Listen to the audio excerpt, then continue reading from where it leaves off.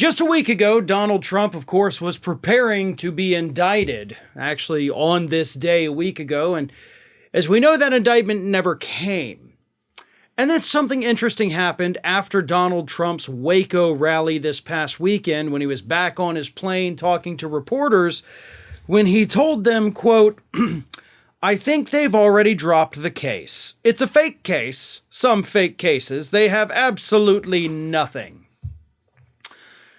And Saturday, of course, was the 1-week anniversary of Donald Trump's post on Truth Social, where he said he was going to be indicted the following Tuesday. So in the span of a week, it went from, oh my God, protest, protest, protest, I am going to be indicted on Tuesday, to, yeah, they already dropped it.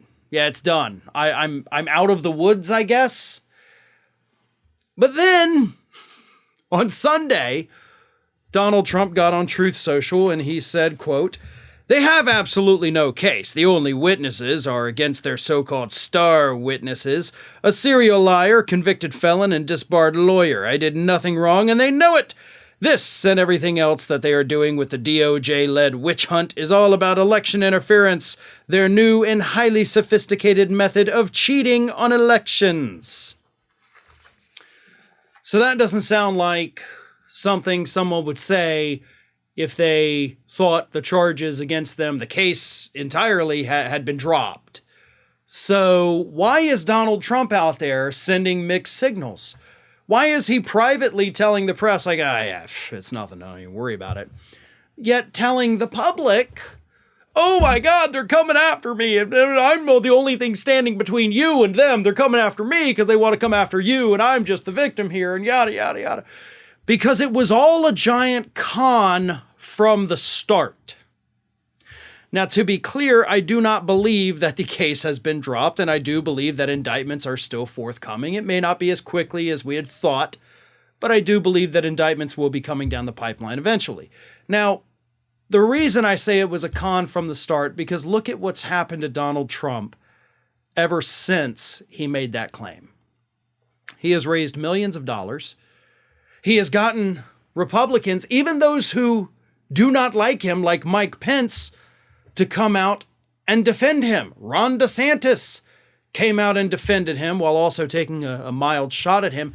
He unified the Republican Party in their quest to protect him, to the point where Republicans, led by Jim Jordan in the House, are prepared to actually violate the states' rights granted to them from the U.S. Constitution in order to protect Trump. And as I said, he also got millions of dollars in new donations. That's what it was about the whole time. It was a giant con. Now, again, maybe he got the leak, maybe he didn't, saying that he was going to be indicted. It doesn't matter. Because he knew that by sending that out, he would get money. He knew that he would get sympathy. He knew that it would captivate the entire nation.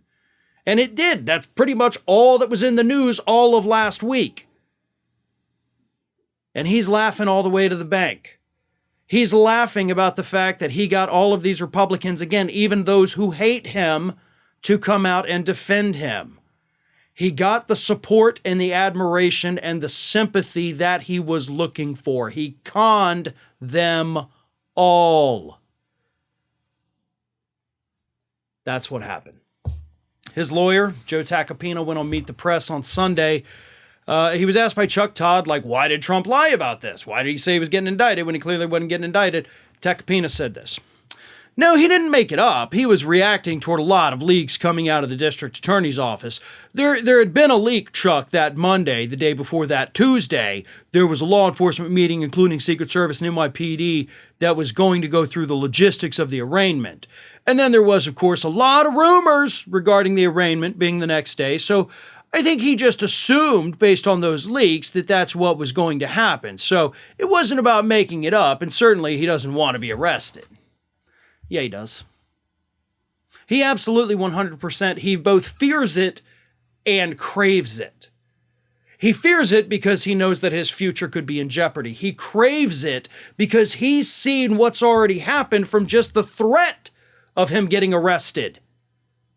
Millions of dollars, united support behind him from the Republican Party.